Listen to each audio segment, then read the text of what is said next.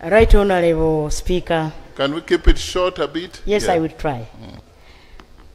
Your Excellency, the Vice President, honorable members, first and foremost, I thank the Almighty God for the gift of life and the opportunity given to me by His Excellency General Yoweri Kaguta Museveni, the President of the Republic of Uganda, to continue serving the people of Uganda as Prime Minister.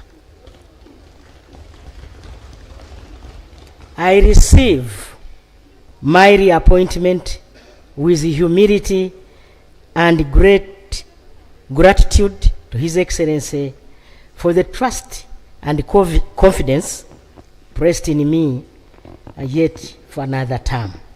I don't take this for granted. My reappointment, that Honorable Speaker, is not just a personal milestone, but an important responsibility to advance Uganda's socio-economic transformation as emphasized by His Excellency General Yoweri Kaguta Museveni, the President of the Republic of Uganda. I commit to coordinating the entire government to realize this vision. Right Honorable Speaker, join me in congratulating His Excellency General Yoweri Kaguta Museveni upon his recent overwhelming electoral victory and swearing in as the President of the Republic of Uganda for this 5-year term, that is 2026-2031.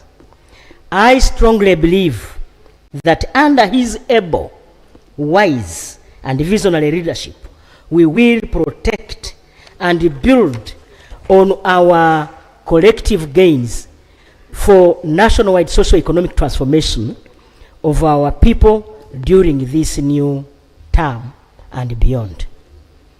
Right Honorable Speaker and honorable members, join me in congratulating you, the Speaker, the Vice President of the Republic of Uganda, the Deputy Speaker of Parliament of Uganda, the Deputy Prime Ministers, the Honorable Ministers, and all of you, Honorable Members, for your recent victories and swearing in for this 5-year term. Allow me to once again, in a special way, congratulate my brother, the Honorable Bisekezi, the Leader of Opposition, for that renewed mandate, and your Chief Whip, my grandson. You know, he told you he's my grandson. The Opposition Whip. Opposition Whip, namwe. On behalf of government of Uganda, I commit to continue building on the strong foundation already in place by effectively leading a robust service delivery team, both political and technical, that responds to the needs of our people. By strengthening the link between the executive and legislature, and by ensuring continued availability of government business in this parliament, and making sure that the ministers regularly attend and provide timely responses to Parliament. Through you, I recommit to continue serving our people for improved service delivery and socio-economic transformation. To the people of Kakumiro District and Greater Chivale, thank you for electing me to the 9th Parliament, 10th, 11th, and now the 12th Parliament. In conclusion, I once again thank you, Right Honorable Speaker and members, for approving my reappointment as Prime Minister of the Republic of Uganda. In the same vein, I appreciate His Excellency the President for the trust and confidence placed in me. I pledge continued commitment, collaboration, and teamwork during the no corruption, no more sleep term of office, as our country takes a qualitative leap into the upper middle income status for God and my country. Thank you very much. I see the leader of opposition. He wants to oppose your statements. But today he's going to congratulate, yeah. Thank you, Mr. Speaker. Mr. Speaker, I'll begin with a slight clarification. The party that has renewed my mandate is called the National Unity Platform. That's the name of the party. You kept referring to it as the National Unity Party. But I appreciate your interest in matters to do with my political party, sir. Actually, the letter refers to it as the party. It is a party. Okay. Yes, it is a political party. But its name is National Unity Platform. So it's NUP party, yeah.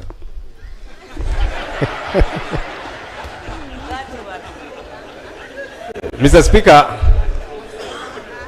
again, to comfort you and the honorable colleagues, really I'm not here to oppose anything and everything.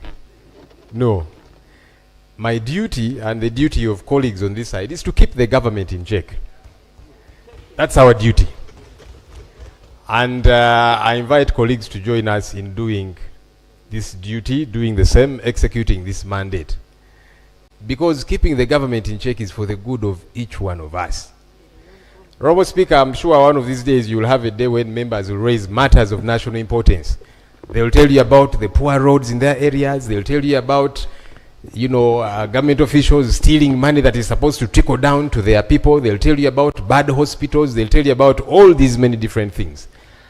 So as we keep government in check, it's for the good of all of us. And we shall happily continue to do it. Honorable Speaker, the Vice President and the Prime Minister have been approved by this House. We all did not vote for the both of you, but you have been approved. And our hope is that you will serve everybody. Because you see, that's what service delivery is supposed to be about. That you will extend services to everybody. That your offices will be accessible. We are going to bother you a great deal. Please get ready. Whether it be knocking at your offices, whether it be here on the floor, we shall not come at your home. She has said at home, no, we shall not come. But here in the Parliament. Please get ready. Because it's important for that to get happen. On our end, we are going to keep you in check. And please, you should be happy about that. It should not be a bad thing.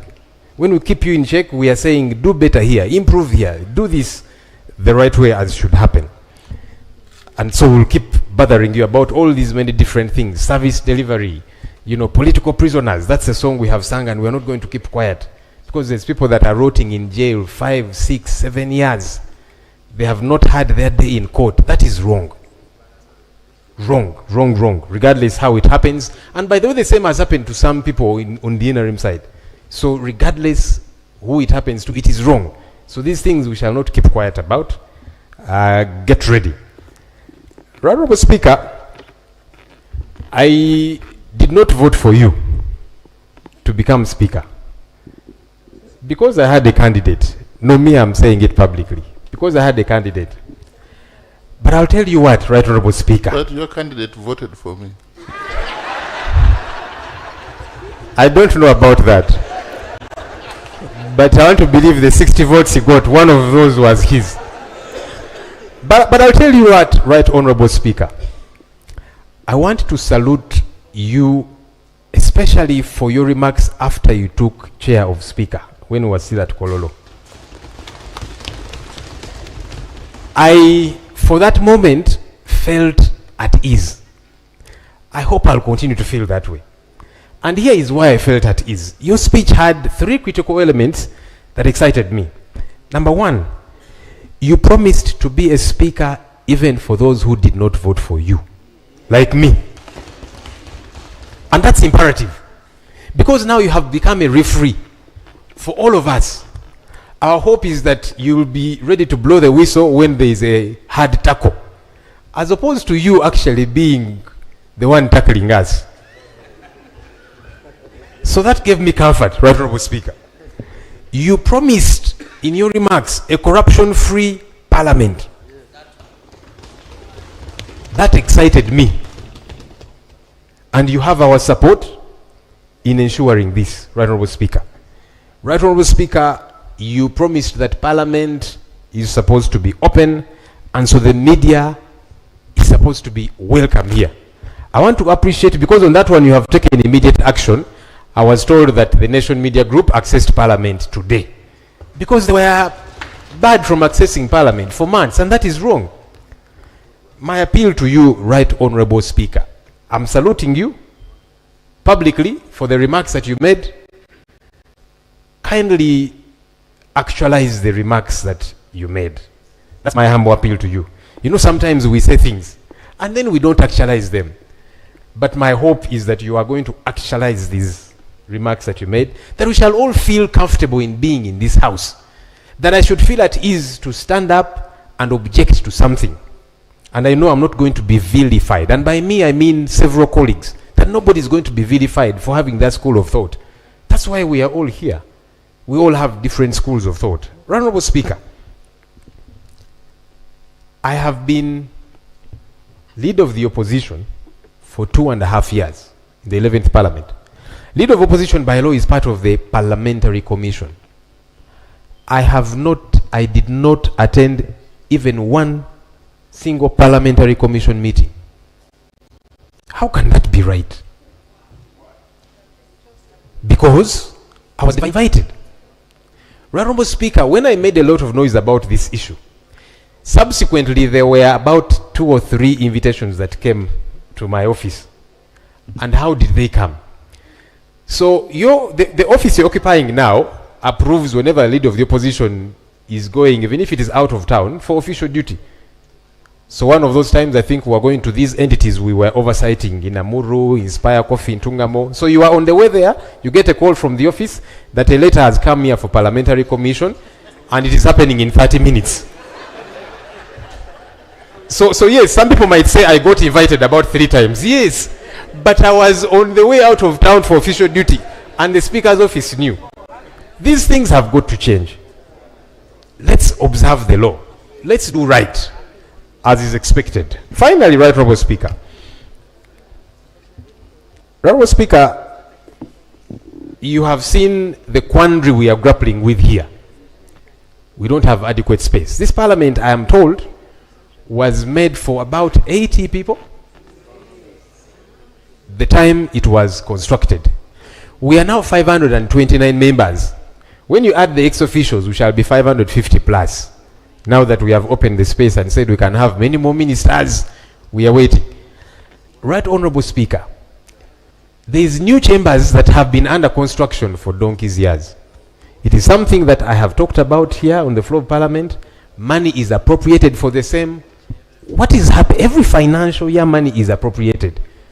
Why has that place become a bottomless pit? Why do they not finish constructing that place so that members don't sit on their laps?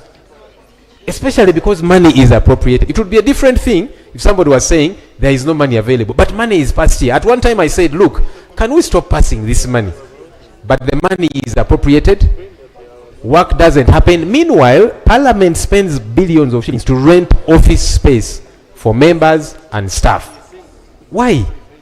Honorable Speaker, we are trusting you to fix these issues. I'm glad that you ably talked about them.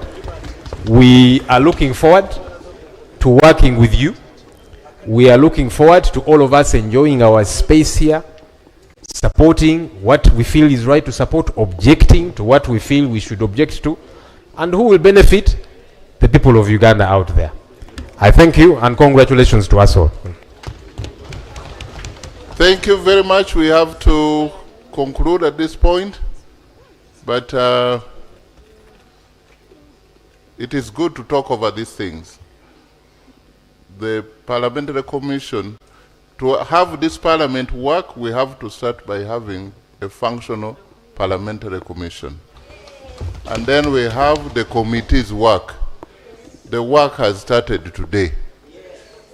Within 2 weeks, the clerk will give me the status report on that building and what needs to be done and when it's going to be completed. And I'll report here. So the business committee has to work. We are going to do what they call resetting the factory default. Thank you very much.